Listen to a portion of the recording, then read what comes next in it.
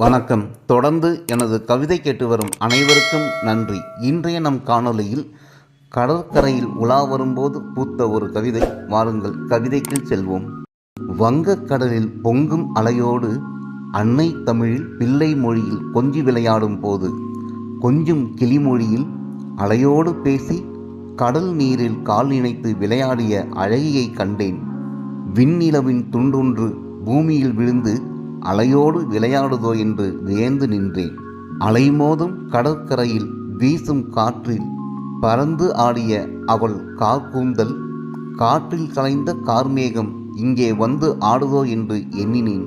பாதம் இரண்டையும் அவள் கடல் நீரில் நனைக்க தாமரை இதழ் இரண்டு தண்ணீரில் மிதப்பதைக் கண்டேன். அந்த அழகியின் அழகில் தண்ணீருக்கும் தாகம் எடுத்திருக்க வேண்டும். மேல் எழும்பி ஆடிய அலை அவள் முகத்தில் மோதி முத்தமிட்டது. ஆனந்தத்தில் அந்த கலைமான்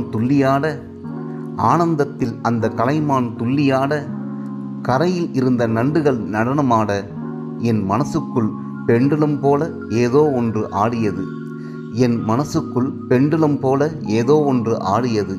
அலை நனைத்த ஆடையுடன் அந்த அழகி பரந்த மணப்பரப்பில் தாமரை பாதத்தால் அடிமேல் அடி வைத்து நடக்க வசியத்தில் வசியமானவன் போல் நானும் வஞ்சியின் பின் நடக்க கண்ணதாசனின் கவிதை கால் முளைத்து நடக்கிறதோ என்று எனக்கும் கவிதைகள் பிறக்க வங்க கடற்கரைக்கு வந்தது வஞ்சியா வான்நிலவா வண்ணமயிலா பூச்செண்டா பூமிக்கு வந்த தாரகையா ஆடை கட்டிய மலர்கொடியா பூச்செண்டா பூமிக்கு வந்த தாரகையா ஆடை கட்டிய மலர்கொடியா அவள் நடை அழகை வர்ணிக்க வார்த்தைகள் தேட அகலிகை போல் கிளிஞ்சல்கள் அவள் பாதம் பட்டு துள்ளி ஓட நடையில் நெளிந்த அவள் இடையும் கையில் ஆடிய வளையலும் காலில் ஆடிய வெள்ளி கொலுசும் கவிதைக்கு சந்தம் கூட்ட மனசுக்குள்ளே பாடி முடிக்க பாவையின் பெயரை கேட்க மனம் துடிக்க கண் இமைக்கும் கணம்தான் கண்ணியவளை காணவில்லை.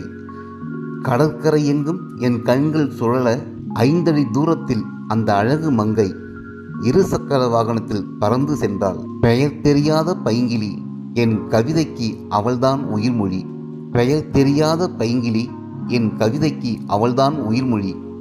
கால் முளைத்த தாமரையை காணவில்லை. என் கவிதையும் முடியவில்லை. வங்க கடற்கரையில் உலா வந்த வஞ்சி என் மனக்கரையில் இன்னமும் உலாவிக் கொண்டுதான் இருக்கிறாள். வங்க கடற்கரையில் உலா வந்த வஞ்சி என் மனக்கரையில் இன்னமும் உலாவிக் கொண்டுதான் இருக்கிறாள். காலம் கை கொடுத்தால் அந்த வஞ்சி நெஞ்சில்